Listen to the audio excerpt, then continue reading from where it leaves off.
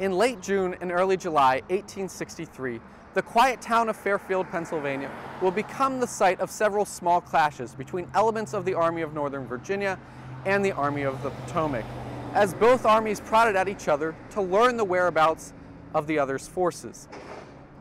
One individual who was witness to a brief clash between these opposing foes in Fairfield was seminary student Martin Luther Culler. Culler and another student were asked to preach at a local church in Fairfield on Sunday, June 28th. Culler wrote that before the morning service concluded, Confederates had entered the town, sending the citizens into a panic. Culler recalled that the afternoon he and a classmate went to the edge of town to observe the Confederate camps. It was at this time that he witnessed two dismounted Union cavalry scouts who were hidden by the hedgerow open fire upon the Confederates. He went on to say, having discharged their carbines at them, they dashed away unobserved towards Emmitsburg, Maryland. Of course, the rebels returned the fire in the direction of the smoke from the carbines. Their bullets flew too dangerously near us, causing us to run for safety in the nearest house. Culler and his friend were arrested by the Confederates for being the suspected gunmen. They were detained and brought before a captain who was in command of the occupying force at this time. At first, the Confederates seemed unsure if they could believe Culler's story, but he was assured that they were both ministers who were only in Fairfield to preach for the townspeople. After learning of this, it appeared the captain trusted their story and decided to release them and suggested they go back to their town.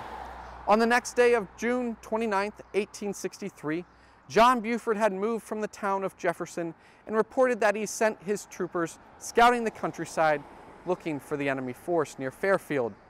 According to Buford's report in the official records, the 1st and 2nd Brigade moved through Boonesboro, Cavetown, and Monterey Springs and encamped near Fairfield within a short distance of a considerable force of the enemy's infantry. Upon entering the small town of Fontainedale near Fairfield, Buford found the townspeople hesitant to assist him in locating the Confederate troops, saying the rebels will destroy our houses if we tell anything.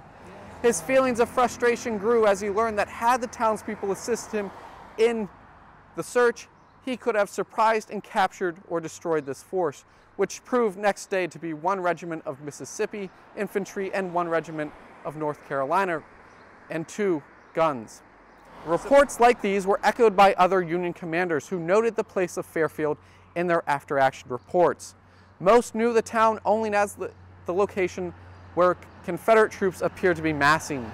Major General Abner Doubleday, commander of the Union First Corps, wrote in December 1863 that on June 29th, the First Corps, under the command of the late John Reynolds at the time, had camped at what was deemed a strong defensive position.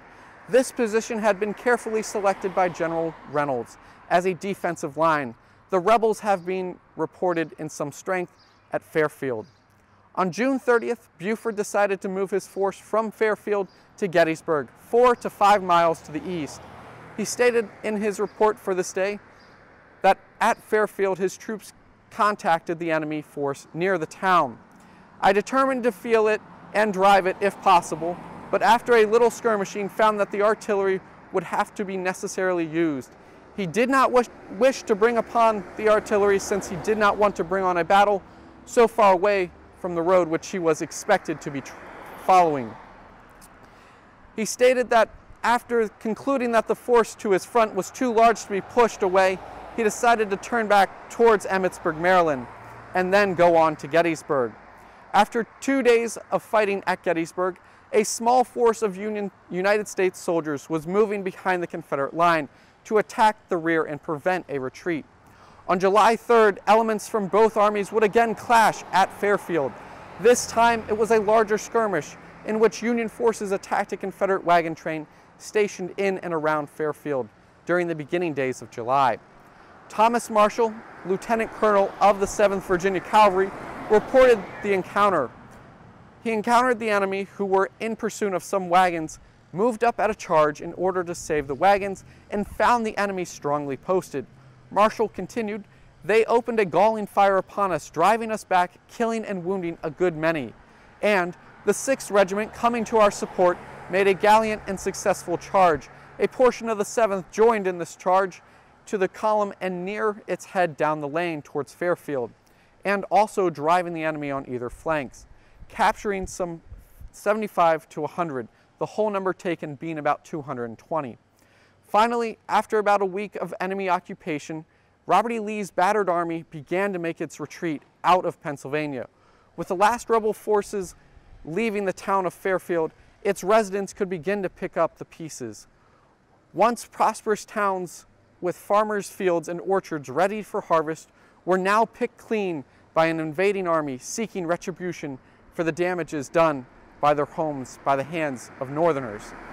The story of this town can be heard echoed across the south-central Pennsylvania region and other small towns which were occupied by an invading force.